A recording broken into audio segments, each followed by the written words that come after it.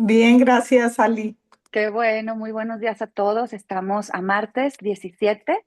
Martes 17 de marzo es nuestra sesión número 5. Aquí estamos platicando a lo largo del mes de marzo de un libro de una escritora, guionista y periodista española, Laura Ferrero. Y pues a través de su cotidianidad y sus relatos estamos pues analizando detalles tan sencillos de la vida, algo trivial como bueno, no trivial, ¿no? A veces son cosas muy serias, serias como el abuso que sufre una mujer en su noviazgo, un hombre enfermo. eh, Recuérdenme que otros hemos leído ya varios, pero se me va, sobre todo porque traigo muy en mente el que voy a leer Todo. hoy. ¿Saben cuál otro fue? El de Don't Cry, Madame, porque estaba un doctor muy sorprendido porque estaban dando terapias con caballos a los enfermos que ya estaban ahora sí que en una enfermedad terminal. Entonces, ese me llamó mucho la atención porque yo desconocía que también los caballos podrían entrar a un hospital. Y eso fue historia real, sucedió en Francia. Y pues ahí esta chica, la autora, lo trae a tema relacionando la vida de un doctor de nombre Pablo no, tenía otro nombre, ya se me olvidó, pero si se acuerdan, avísenme. También les leí otro, déjenme ver, La gente no existe. Les leí el que se llama Muchas posibilidades, el que se llama Gangrena, el que se llama Candy Crush, que hablaba de un niño de 5 años de nombre León, cuya madre había desaparecido porque lo atendía mal y el papá le quita la custodia, entonces la mamá ya no participa en la vida de León, pero sí participa la nueva novia del papá, que ahí sí se llama Pablo. Entonces hay que descubrir la verdad, lo que a ti te dice Pablo con lo que realmente pasó. Entonces así vamos a ir viajando el día de hoy.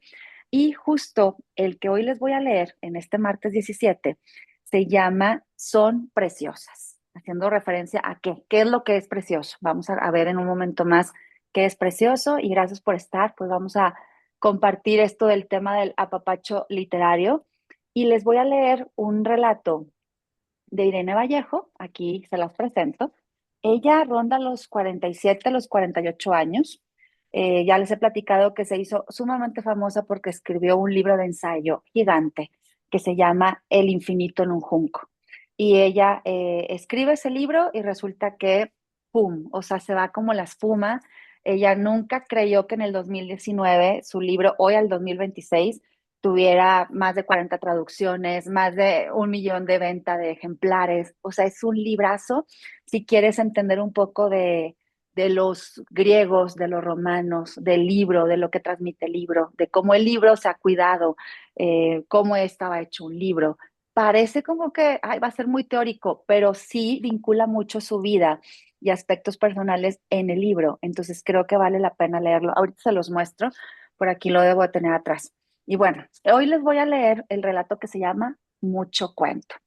Y por ese título, Mucho Cuento, vamos a tener que relacionarnos con el storytelling. Hoy en día, y a ver, díganme si estoy en lo correcto, nos enganchamos mucho con las redes sociales. ¿Por qué? Porque son visuales, porque nos cuentan una historia en breves segundos y a eso se le llama el storytelling. Hoy necesitamos que nos cuenten historias. Por eso los libros también son un gozo cuando parece que te están diciendo al oído, ¿sabías qué? O había una vez, o déjame contarte qué. Y ahí el ser humano se derrite y se sienta y se calma y pone el cerebro a concentración total. ¿Para qué? Para que nos cuenten una historia. Entonces, ¿a qué se refiere Irene Vallejo con este relato Mucho Cuento? Dice así, exigimos que los demás vayan al grano y hablen sin rodeos. Les decimos, déjate de historias o no me cuentes películas. Pero curiosamente, entendemos mejor los mensajes si tienen una forma narrativa. Por ejemplo, los cuentos son nuestros mejores aliados. ¿Por qué? Porque la mente asimila mejor los datos nuevos si están enhebrados en anécdotas, en aventuras o en ficciones. Y los olvida antes si los encuentra aislados y sin ningún marco de interés. Los seres humanos llevamos milenios transmitiendo conocimientos de generación en generación gracias a los cuentos, a los mitos y a las fábulas. Hoy pensamos que las leyendas llegan a nuestro mundo moderno, racional y evolucionado como huellas primitivas del amanecer de los tiempos. Perdón, déjenme aquí nada más admito algo. Dice, hoy pensamos que las leyendas llegan a nuestro mundo moderno, racional y evolucionado como huellas primitivas del amanecer de los tiempos. Sin embargo, nunca hemos dejado de construir mitos contemporáneos. Aunque no lo parezca, en la ciencia, la historia y la economía también se fabrican sueños y cuentos. La idea del progreso ilimitado, de la mano invisible que regula los mercados libres o de la sociedad del ocio en la que todos holgazanearemos mientras las máquinas hacen nuestro trabajo, ahí hay cuentos. Ahora nos fascina sobre todo el mito de cualquier persona que emprende. Por ejemplo, les contaré lo siguiente. Nuestra historia favorita, o la que muchos conocemos, es la del famoso empresario Steve Jobs, el dueño de Apple o el fundador de Apple. Este hombre que creaba con otros jóvenes una empresa multimillonaria en su cochera. Solo que, según su socio de nombre Steve Wozniak, que aún vive, nunca hubo tal cochera. Es una leyenda inventada simplemente para cautivarnos. En nuestra época, como en el pasado, usamos la imaginación para crear las historias que nos gustaría creer. Así que ahí está. Fábulas, cuentos, mitos, entre más tenga un ritmo narrativo, tenga ese tono de fábula, de será posible y te deje pensando, más vamos a conectar con esas historias.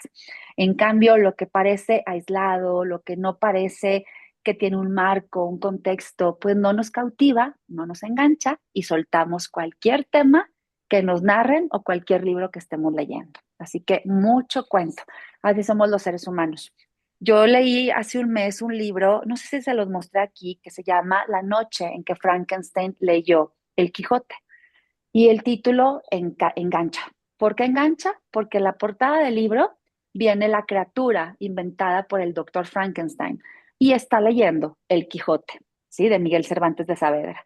Entonces, ¿qué hizo la editorial Planeta? Dijo, yo no voy a meter títulos que no cautiven y que no atrapen. ¿Por qué? Porque el libro habla de clásicos, las historias detrás de los clásicos. Entonces dijo, yo quiero vender, quiero que te lean, le dijo al escritor Santiago Posteguillo, pero quiero que te lean y voy a poner un título atractivo. Así que la noche en que Frankenstein leyó El Quijote, empiezas a leerlo y resulta que te va contando las historias detrás de las vidas de los libros y de los propios autores, que sufrieron guerras, que sufrieron persecuciones, que sufrían desamor, sus manuscritos los querían quemar porque iban en contra de lo que en esa época se podía decir. Entonces empiezas a averiguar el detrás de lo que costaba hacer un libro. Hoy un libro es hacerlo significa mucho esfuerzo, pero es fácil que alguien te edite, por así decirlo. En aquellos tiempos era muy difícil que tu libro pudiera sobrevivir. Y habla de clásicos de Charles Dickens, de Jane Austen, habla de Miguel Cervantes de Saavedra, habla de un escritor llamado Kafka, habla de Dostoyevsky. Entonces vas leyendo en 3 páginas todo un cuento y ese libro se hizo tan famoso y todos concluíamos cuando terminamos de leer el libro en que nos atrapó porque era un cuento. O sea, era una manera de decirte, acércate que te voy a contar un chisme literario sobre aquel escritor que nació en el año de 1500. Y eso es lo que nos atrapa. Entonces, bueno, ya haciendo este apapacho literario, me voy con Laura Ferrero y voy a leerles un relato que se llama Son preciosas. ¿Cuál es el contexto de Son preciosas? Resulta que está la voz narrativa, es una mujer de 52 años que ha tomado unas vacaciones a Brasil. El destino fue elegido por sugerencia de su hermana, llamada Bárbara. La hermana vive en Barcelona. Como la protagonista se separa de su marido ya hace tiempo y vive sola, pues la hermana Bárbara le sigue insistiendo en que ojalá vuelva a rehacer su vida, que necesita conocer gente, necesita viajar y le propone un viaje paradisíaco a Brasil, a una isla o unas playas hermosas donde se topa mucha gente de la nacionalidad, como también extranjeros y entre ellos muchos italianos. Pero también esta chica protagonista resulta que también da clases en una facultad y vive en unos departamentos. Cuando ya después de sus viajes, de ese viaje de semana en Brasil de vacaciones paradisíacas, regresa a su vida y a su rutina, algo sucede en su rutina que la hace aspirar a algo. porque la hermana siempre le dice, si ya te separaste de tu marido, con quien tú estuviste casada 29 años, y ahora tienes 52, hay que rehacer la vida, hay que estar con alguien cuando la protagonista ni lo necesita. Pero el punto, lo que le insiste la hermana es que todo es cuestión de actitud.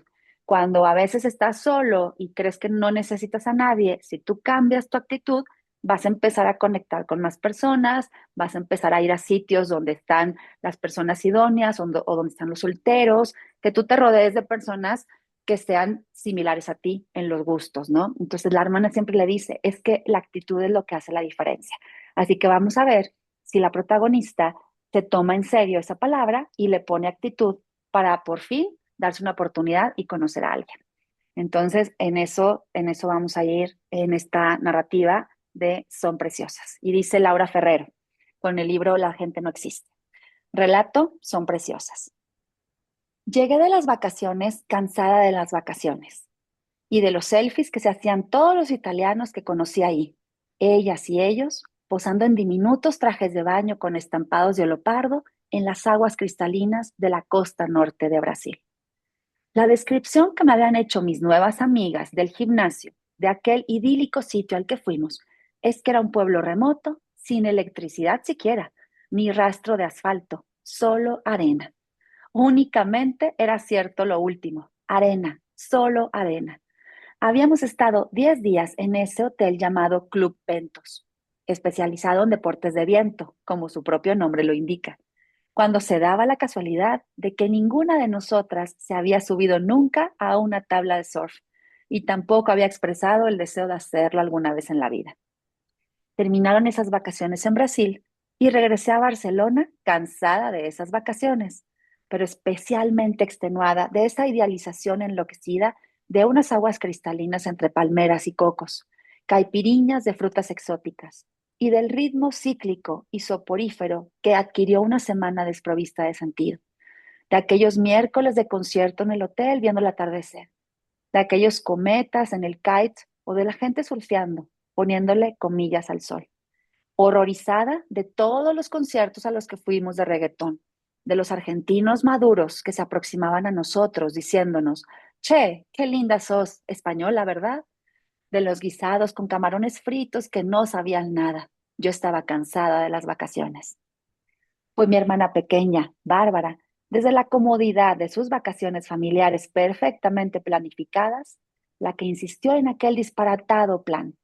Además, ella me decía, ahora que estás sola, así que hay que hacer este viaje, me dijo Bárbara. De manera que terminé aceptando. Me apunté al viaje del grupo de solteras de amigas del gimnasio. Lo hice porque cumplir 52 años me ha enseñado muchas cosas de la vida, aunque todavía siga sin saber decir no gracias educadamente.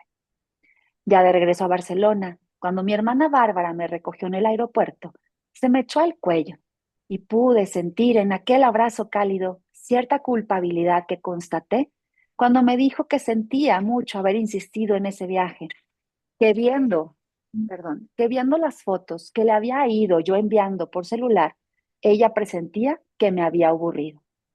Pero se ha sido divertidísimo, Bárbara, no te preocupes, le respondí para tranquilizarla porque como venía diciendo, en 52 años de vida he aprendido muchas cosas, pero sigo siendo lo que en esa jerga que detesto, la de los terapeutas, se llama una evitadora de conflictos. Así soy una evitadora de conflictos. Y en lo que duró el trayecto hacia mi casa, Bárbara me preguntó lo esperado, si había conocido algún hombre que valiera la pena en Brasil. No es tan fácil eso de conocer a hombres que valgan la pena, Bárbara. Hice un silencio y ella aprovechó para sentenciar. Hermana, es que sobre todo es la actitud que tienes. Yo pensé, ¿por qué siempre es mi actitud? A mi hermana, que es la madre de mis tres adorables sobrinos, le asusta que yo esté sola, sin hijos y además sin marido. Bárbara, no siempre es cuestión de actitud, yo le respondí. Y también quise decirle que no necesito a ningún hombre para estar bien, que además no es que sea muy feminista, ahora que ella trae ese tema de moda. Esto de presuponer que lo que a una le hace falta en la vida es un hombre es realmente mentira. Tuve un matrimonio de 29 años a mis espaldas, al que le sobraron los últimos 10 años. Eso confirma tan claro que yo no necesitaba un hombre. Cuando mi hermana Bárbara me dejó en la casa, respiré por fin. Al entrar, me fijé en la pecera y en lo bien que mi ahijado había cuidado de sus habitantes, de esos peces, a cambio de una generosa propina, por supuesto. Él les había cambiado el agua y me había dejado una notita en un post-it llena de caritas sonrientes. Abrí las ventanas de mi sala, dejé que entrara la corriente y recorrí el pasillo hacia el fondo, hacia mi habitación. Todo seguía igual. Cuando regreso después de haber pasado un tiempo fuera, tengo esa necesidad compulsiva de comprobar que los objetos siguen intactos, que no se han movido ni un centímetro del lugar que ocupan. El baúl, las fotografías de mis sobrinos en una playa de Mallorca, el montoncito de libros debajo de la mesita de noche, esa mesa rectangular en la pared, ese cuadro, la marca, todo está bien. Las casas, con todos los objetos que las habitan, tienen al menos esa gran virtud que yo admiro, la de saber esperar. Abrí, ay, perdón, déjenme nada más pongo la otra pantalla, discúlpenme.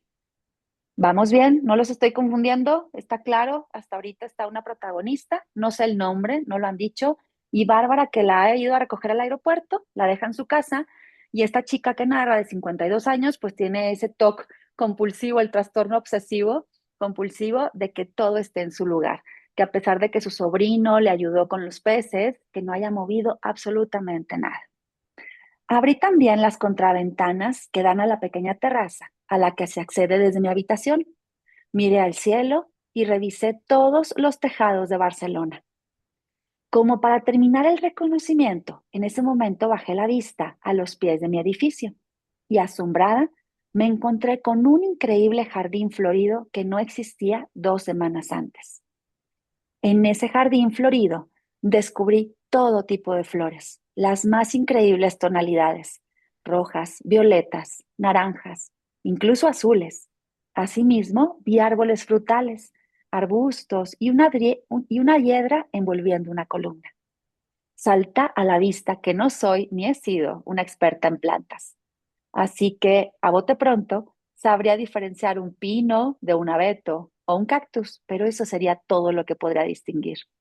Los geranios también, las rosas, porque eso es obvio. Pero para mí, los jardines son más que jardines y los bosques bosques. Seguí admirando ese jardín que estaba en el departamento inferior. Los conjuntos en los que no soy capaz de diferenciar me terminan dando por igual.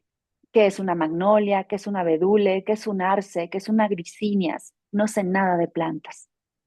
Maravillada ante aquel despliegue de colores, imaginé que había llegado una nueva vecina a ese departamento, pero conforme lo pensaba, me reproché a mí misma aquel pensamiento. El asumir que tenía que ser mujer e imaginé a mi hermana castigándome porque el vecino no era hombre. Antes de que pudiera seguir dando rienda suelta a mi imaginación, la silueta de un hombre emergió en ese departamento, en el interior. Dejó una regadera o una manguera en el suelo. Se detuvo por unos instantes frente a un limonero. Acarició un limón, o eso me pareció, y entró de nuevo a su casa. Me quedé unos instantes más, expectante, por si volvía a salir ese hombre, o por si aparecía alguna mujer. Su hipotética pareja, pensé, pero no hubo suerte, de manera que bajé a mi vida real.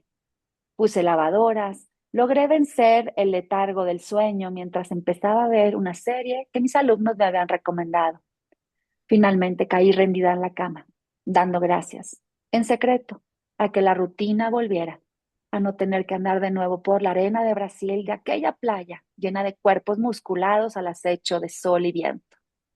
Dando gracias porque el mes de septiembre me brindara la oportunidad de hacer aquello que mejor sabía hacer, trabajar. Aquí hago una pausa, como que dejamos o nos deja entrever que la chica prefiere su rutina, que a pesar de que fue un lugar paradisiaco, con amigas solteras, simplemente era ya cansado ver solamente arena, hacer o ver gente que practicaba un deporte que ella ni siquiera intentaría practicar, que era el surf, y pues todas las personas ahí con sus diminutos trajes de baño, disfrutando el sol, la arena y el viento. Ella lo único que quería era regresar a su instituto, a su universidad, para reunirse con sus alumnos. Dice, volví al instituto, a mis alumnos de bachillerato, y sin embargo, en comparación con la experiencia de otros años, fueron unas semanas tranquilas, sin el frenetismo de cualquier septiembre. Eran días de bienvenidas y protocolos, de orientación y preguntas, porque en septiembre en España el ciclo escolar siempre empieza en septiembre. A los alumnos del curso del que yo era tutora, solía contarles que primero de bachillerato era un curso especial, la antesala de esa edad adulta en la que tomar un camino excluye otros. La primera semana de esa inducción, recuerdo que vino una alumna a mi oficina y se puso a llorar, diciéndome que le daba mucho miedo equivocarse en esos primeros años de bachillerato. Había empezado el itinerario de ciencias y de repente esa chica decía que se veía incapaz de aprobar exámenes de física y tecnología. Entre llantos me dijo, es muy injusto que me hagan escoger a una edad en la que ni siquiera estoy preparada para elegir. Yo, como su profesora, le respondí que uno nunca suele estar listo para escoger, pero que eso mismo es madurar, saber que nadie tomará las decisiones por ti. Por las tardes, después de esas reuniones y consejos de profesores, yo regresaba a casa, preparaba las clases del día siguiente y también me gustaba leer. Cenaba pronto en mi pequeña terraza, en aquella mesa de madera que nunca había barnizado. En eso, seguía fijándome en el jardín de la planta baja, aquel jardín florido, pero el inquilino tardó otras semanas en reaparecer. Lo hizo ya hacia finales del mes de septiembre. Vi como sin hacer apenas ruido, como si fuera una sombra, ese hombre se deslizaba entre las plantas floridas con una manguera de color verde. Él iba regando primero las plantas grandes, los árboles. Para las plantas más pequeñas, más delicadas, utilizaba una manguera metálica.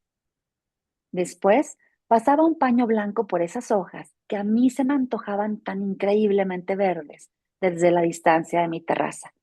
Y también pasaba el paño blanco por las flores de inusual belleza y forma. Lo hacía como si aquello fuera un ritual pausado y lento, un ritual que llegaba a su fin cuando apenas quedaba luz para distinguir la sombra del hombre, convertido en una silueta muy oscura que dejaba la manguera y el paño doblado con pulcritud. Conforme pasaron los días y fui asistiendo a aquella delicada ceremonia que tenía lugar en días alternos, me di cuenta de que siempre seguía los mismos pasos y el mismo orden ese vecino. Pese, que al- Pese a que al principio esperaba el ritual con una suerte de calma extraña, después yo me convertía en una espectadora inquieta, con una creciente ansiedad, como si estuviera haciendo yo algo malo, a escondidas al verlo. Cuando regresaba al interior de mi departamento, me quedaba muy pensativa. Eran sus manos, la delicadeza, aquellos dedos que rozaban con una parsimonia gozosa la superficie de las plantas, el tallo de flores cuyo nombre ni siquiera yo conocía. Aquel adjetivo para toda esa escena era gozoso. Era un momento gozoso. Se acabó septiembre. Llegó octubre pronto. Más que otros años, o así lo sentí yo. Había cambiado la vida de los vecinos.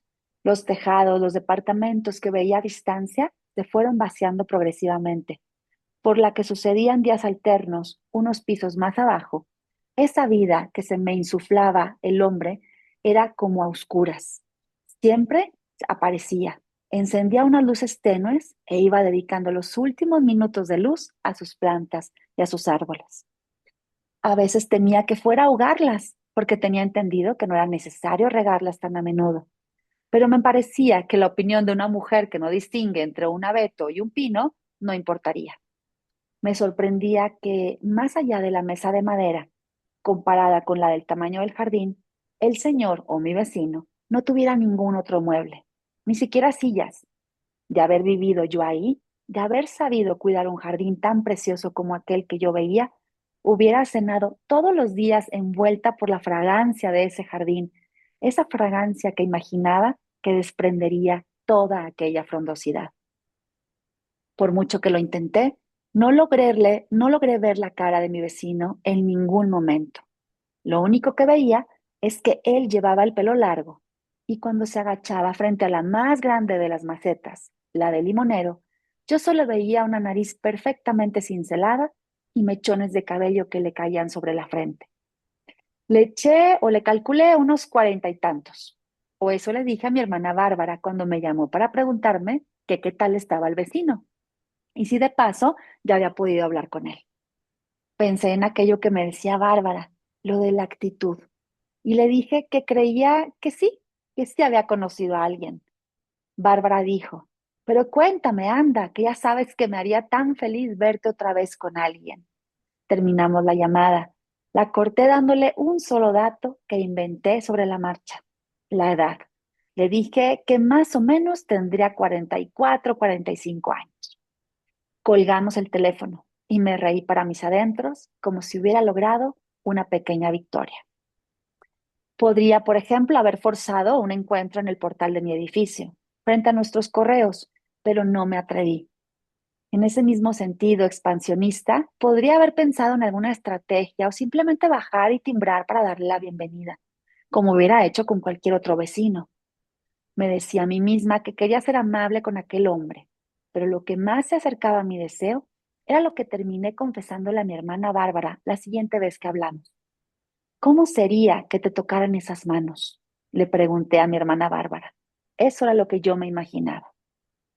Un miércoles salí del instituto antes de tiempo porque cancelaron una tutoría y me encaminé por la calle Roger de Flor hacia mi casa. Esa calle no era mi ruta habitual, pero quería pasar por una librería y al entrar dejé a un lado mis secciones habituales, las que siempre recorría, economía y biografías. Y hoy, en esta ocasión, me fui directo a la sección de jardinería y encontré libros tan chistosos que decían, ¿cómo no matar tus plantas? Otro decía, Enciclopedia de jardinería, y el otro, Jardinería para tontos. Leí en algunas contraportadas guías como Las hortensias y su guía definitiva. Si crees que tú nunca podrás tener plantas con flor en tu terraza porque no le da el sol, ahí está la hortensia para demostrarte que estás muy equivocado. Me sorprendía por esos libros. Por ejemplo, otro decía, astilbe o barba de cabra se llama así por su forma, y en verano llenará tu terraza de flores vistosísimas que durarán mucho, e incluso cuando ya estén marchitas tendrán encanto. Y así fui leyendo. Otro más, lo mismo con el bambú, lo mismo con el árbol de las rosas. Era un tema denso, otra de las ventajas de encontrar bibliografía de plantas. Me sentí eufórica entre esos libros, como si hubiera descubierto algo que hasta entonces había estado fuera de mi alcance. Y cuando mi hermana Bárbara me llamó de nuevo preguntándome si había avances, yo me atreví a decirle a ella con actitud, aún no, Bárbara, pero lo sabrá, los habrá. Entonces, aquí seguimos las expectativas. Parece ser que ya está entrando en los oídos de esta chica que narra algo de si me doy una oportunidad y si este vecino que tiene flores y árboles de cítricos espectaculares en su jardín, en su terraza, es alguien cálido a quien le puedo ir a saludar, con quien puedo tal vez hablar de plantas, primero si me documento sobre ellas, pues me puedo dar una segunda oportunidad. Entonces, ella se fue haciendo una idea de la edad, de que tenía un perfil hermoso, de su cabello largo y sobre todo imaginando el gran detalle y dedicación que le ponía al cuidado de cada una de las plantas, de sus tallos, de sus hojas, de las flores, del riego. Y llegó a imaginarse qué se sentirá que te toquen esas manos. Entonces, con eso ya te está dando entrada a que en su mente hay una posibilidad de abrir puertas, ¿no? A conocer más gente. Entonces dice, aquellos días de finales de octubre, además de hacer una inmersión en el mundo de jardinería, dejé el gimnasio y también olvidé el grupo de solteras de mis amigas, cuyos planes no me habían interesado últimamente, y me reconcilié con las clases de yoga. Recuerdo que hace muchos años, cuando todavía estaba con mi marido, ahora mi exmarido, habíamos ido religiosamente a yoga todos los martes y los jueves, en un pequeño estudio cerca de casa. Nos apuntamos a yoga cuando nuestra relación empezó a fallar, cuando aquel terapeuta de parejas nos recomendó que hagamos algo juntos. Al menos pensamos aliviados. Ninguno de los dos tendría que hablar mientras hiciéramos yoga. De aquella primera clase a la que fuimos, recuerdo un pequeño lapsus que tuve cuando la profesora, que por la edad bien podría haber sido mi hija, dijo a modo de rezo: todos presentes, los que están aquí por primera vez, espero que esta práctica de yoga sane y fortalezca su mente y su corazón. Y yo respondí, por más costumbre, amén. La media clase giró hacia mí y me deshice en excusas hasta que la mirada fulminante de aún mi entonces mi marido me hizo callar de golpe. Entonces, aquí nada más pone la anécdota de terminé la relación en paz. Quisimos tratar de solventar o de arreglar esa relación con una clase de yoga, porque era lo que el terapeuta recomendaba, pero también lo tomaron como una buena estrategia, porque en yoga no se va a platicar, en yoga se va a hacer meditación y ejercicio. Esta chica que narra te pone ese pequeño paréntesis para decirte, ya no estoy con ese marido, con quien estuve 29 años, ahora estoy en mi rutina de siempre. Y dice, volví a mi rutina de siempre. Como creció también aquella fantasía que empecé a proyectar en torno a mi vecino que cuidaba su jardín. Ese vecino al que convertí en un personaje fantástico, capaz de rescatarme de la ausencia de un propósito de vida. Y dice así, hasta soñaba con él. Aquellos sueños eran como un sueño antiguo, como si procediera de una parte olvidada en mí. En el sueño tenía la sensación de estar flotando sobre el mar. Y en cierto modo era así, porque yo me encontraba en ese sueño dentro de un avión que avanzaba sobre el océano. Yo también avanzaba lentamente detrás de un azafato que iba delante de mí, que recogía los restos de comida de los pasajeros y no podía adelantarlo porque no cabíamos los dos en el pasillo. Hubiera tenido que apartar el carrito, apartarse él también a un lado, hacerlo yo y avanzar a un costado. Pero eso era un sueño. Aún y todo, hubiera sido difícil no tocarlo, no rozarlo, y en realidad casi hubiera querido hacerlo, pasar las puntas de mis dedos por esos brazos morenos y fuertes.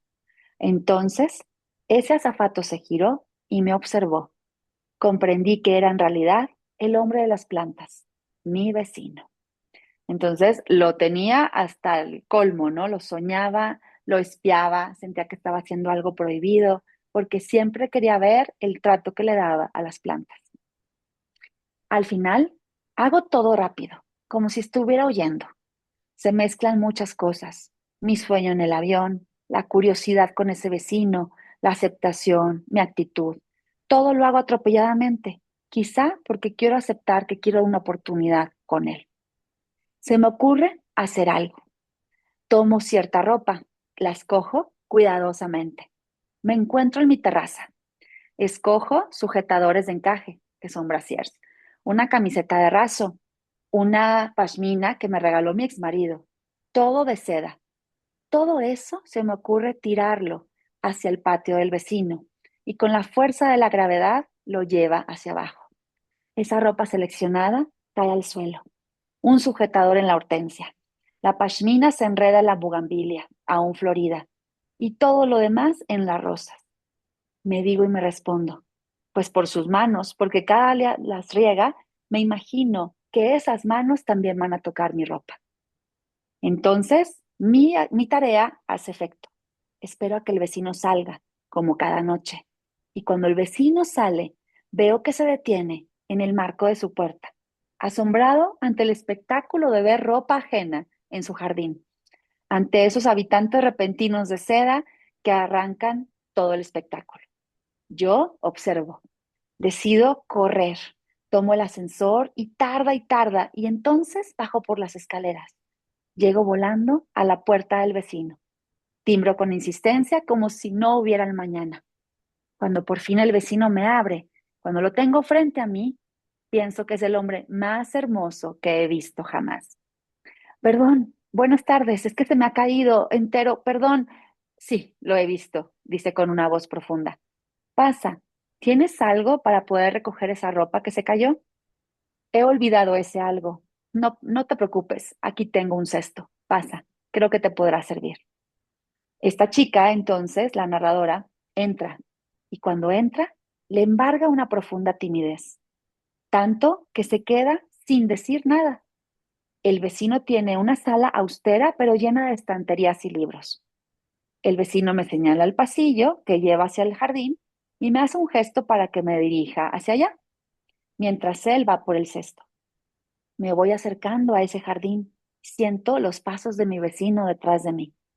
Salgo por fin y lo primero que me sorprende es la ausencia de aroma, ni rastro de esa frondosidad, de ese olor imaginado que siempre tuve. Observo toda la magnificencia de colores. Es entonces, al acercarme para desenredar mi pashmina de la bugambilia, cuando me percato de algo, cuando veo de cerca la hortensia en la que está mi sujetador con encaje, cuando me acerco al rosal porque el camisón lo cubrió por completo. Y ahí siento que algo me va a pinchar, pero descubro que no van a pincharme las espinas. Cuando veo la palmera, los hilitos de plástico mal cosidos del tronco, o cuando veo el limonero con una tela amarilla mal cosida de los limones, ahí me da miedo. Me quedo de pie, mirando aquel jardín artificial en el que no hay rastro alguno de vida. Cuando me giro para alcanzar ese cesto de plástico que me ofrece mi vecino para recoger la ropa, simplemente me escucho decirle, son preciosas. ¡Darán! Ahí termina lo absurdo de la vida. Y la metáfora es, ¿te imaginas al hombre más guapo y lo delicado que es para cuidar con un paño blanco, regar algo que es artificial? Entonces la vida es irreal. Uno ve algo y detrás de ese algo es totalmente distinta la historia. Así que el intento se hizo, ella se dio la oportunidad, se imaginó, soñó con él, le hizo ver a su hermana que estoy a punto de mejorar mi actitud porque le estoy echando los ojitos a mi vecino, que gracias a Dios no tiene vecina. Entonces, esto parece que te suelta la carcajada de, o sea, es absurdo cómo te vas preparando para que cuando llegue esa posible conversación puedan hablar de lo que tienen en común, las plantas. Pero ¿de qué van a hablar si todo es artificial? Entonces, ¿qué les pareció? ¿Lo veían venir? Está como de cuento de niños. Díganme si tuvieron una pequeña sospecha de que así iba a terminar con Son Preciosas. ¿O qué se imaginaban que iba a suceder cuando fuera a recoger su ropa? A ver, cuéntenme por ahí, ¿qué opinan? Ojos vemos, corazones no sabemos.